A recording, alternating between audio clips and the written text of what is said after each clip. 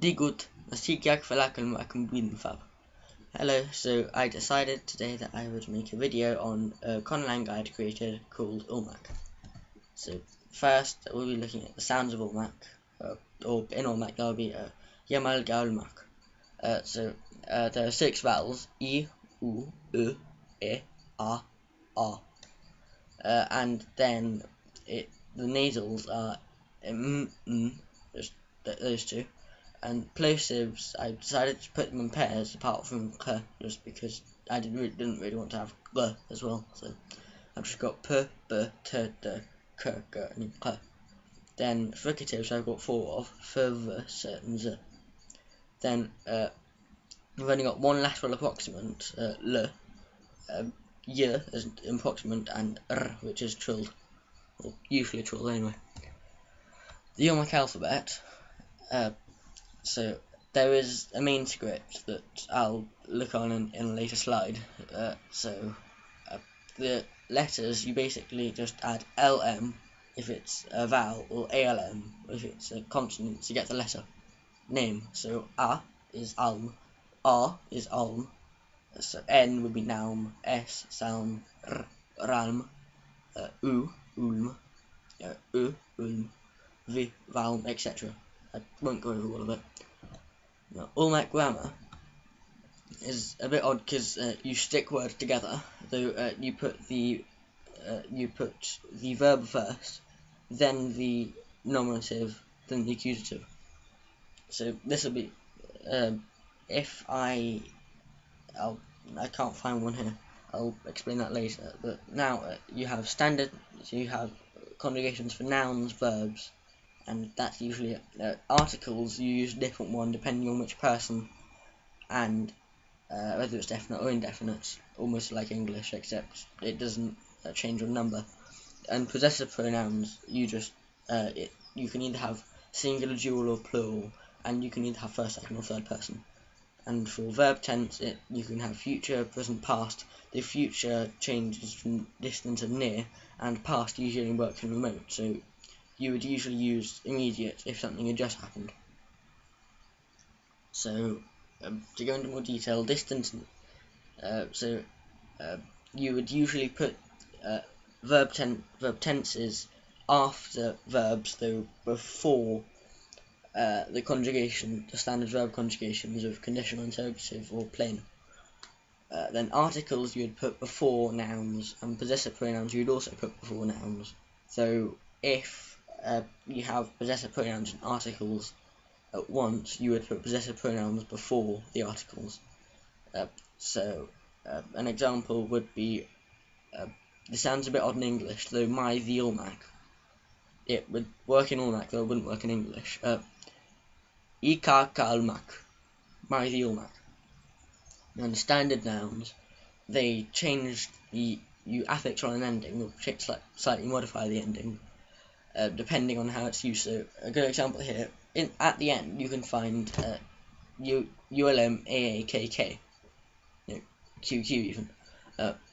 So usually it would be spelled ULM AAQ, though you add an extra Q because it's genitive singular, and genitive singular is QQ.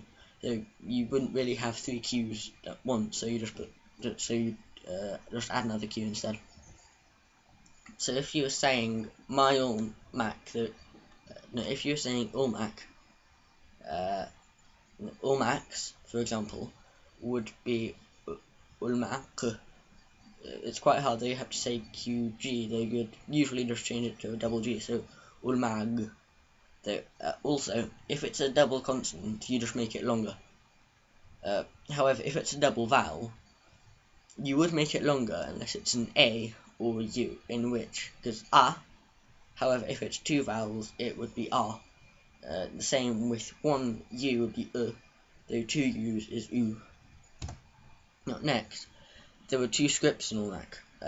One's called Ulmaak Language, and the other one's called Calico. So Ulmaak Language is the one that I had been using for this. Now, these are both. The 2 large bits of text is the UDHR Article 1, so the Universal Declaration of Human Rights. I did get the Calico image from Omniglot because I had uploaded the Calico alphabet onto there.